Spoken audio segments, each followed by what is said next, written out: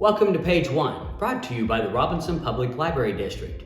We have locations in Robinson, Oblong, Flat Rock, and Hudsonville, Illinois. If you missed our inaugural edition, the purpose of this program is to examine some of the stories that made front page news in the various Crawford County newspapers during a designated time frame.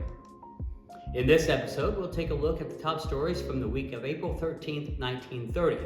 And before we get started, I'd like to mention that every story that we cover today, in addition to other news from the publications mentioned, can be found on our website at robinsonpubliclibrary.com. Our first article comes from the Monday, April 14th edition of the Robinson Daily News. The headline reads, "Dress Up Week Calls Attention to Personal Care."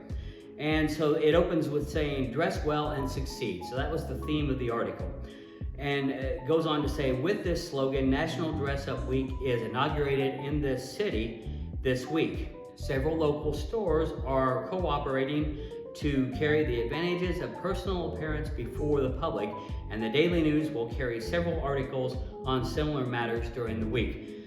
Those sponsoring the movement point out that not only are we judged largely by our personal appearance, but that the man or woman who is well-dressed feels better, has more self-confidence, and will in most cases do better work.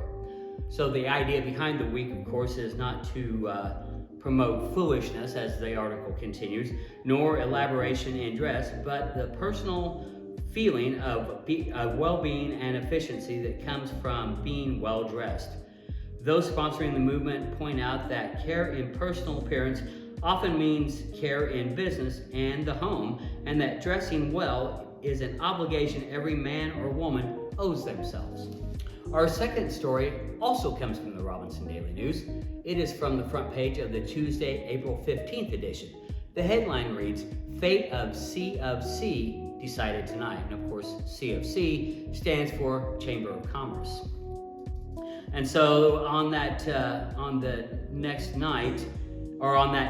on April 15th at 7:30, people were gathering together at City Hall to determine plans for the future. And I guess this was based upon the fact that there had not been as much interest apparently in the Chamber of Commerce.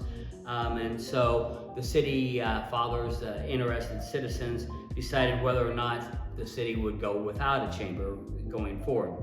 So the Chamber of Commerce is the only civic organization, the story reads, in which business and professional men and other citizens are equally interested for its object in the upbuilding of the whole community, a benefit equally to the businessman, the professional man, and to the property owner.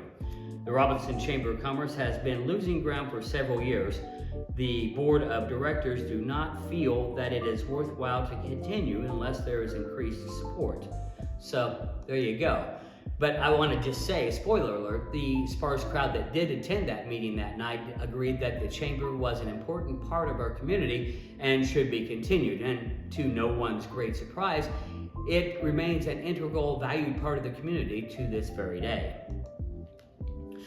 So our next story is in the Robinson Daily News from Wednesday, April 16th, but it's actually about an unsolved murder mystery in Jasper County, Illinois. And the headline reads, "Dovell Murder Unsolved by Inquiry." And so the article opens with, "The Dovell case will probably go down in Jasper County crime records as an unsolved mystery, as it was believed today that insufficient evidence has been given the grand jury to return any true bills for murder." And farther down the article, the story outlines the reason for the trial. And it appears that George B. Dovell was shot through the head with a .38 caliber bullet late in December of the previous year.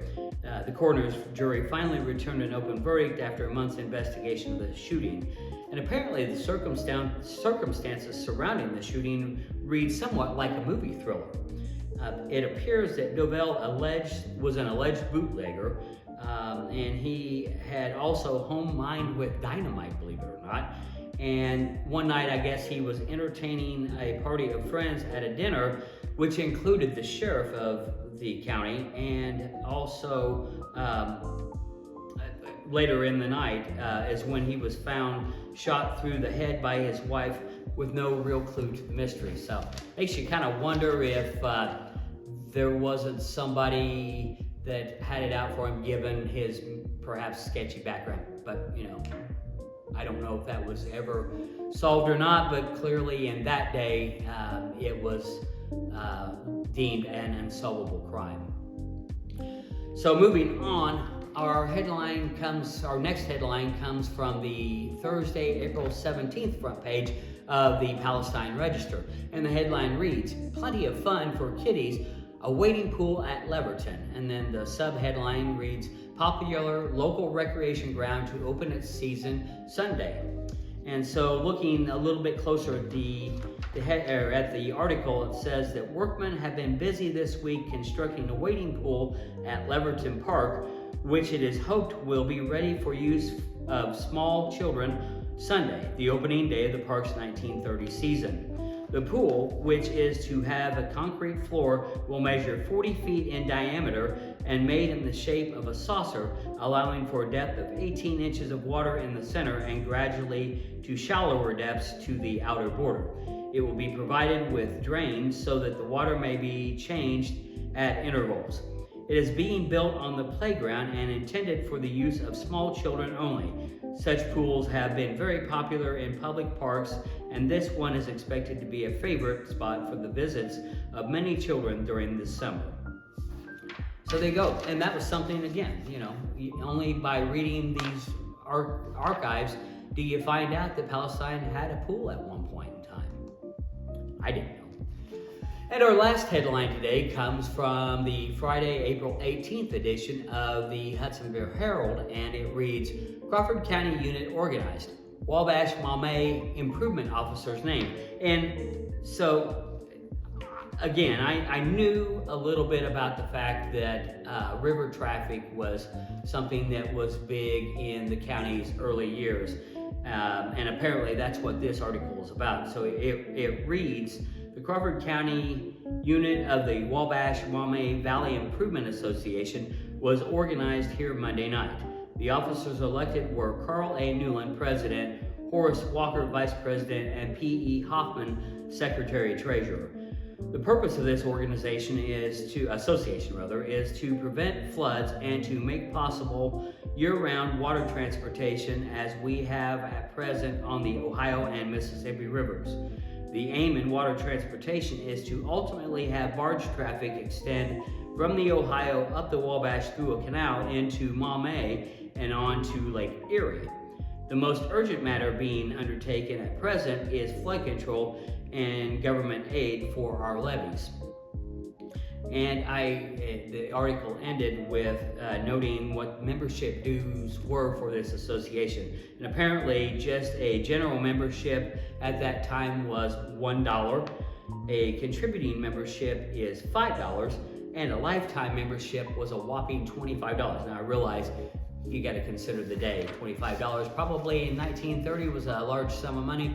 $25 a day, or $25 today might get you 3 cups of coffee at your favorite coffee shop. And the one other thing that I wanted to mention about this article that I hadn't noticed it previously, but under the Herald banner is the caption, "A weekly newspaper devoted to the best interest of Hudsonville and vicinity." Well, good to know. At least they made clear what their intentions were by publishing the weekly paper. Well, that's going to do it for this edition. I hope that you learned some things about our Crawford County, Illinois history that you didn't know previously.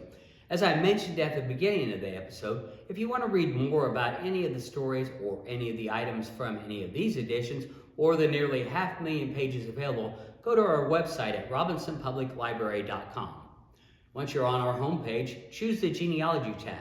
You will then scroll about 3/4 of the way down the page where you will see a photo with the caption Crawford County Newspaper Archives. Click on the picture to enter the archives. If you are unfamiliar with the navigation of the site, a set of detailed instructions is directly below the newspaper archives picture.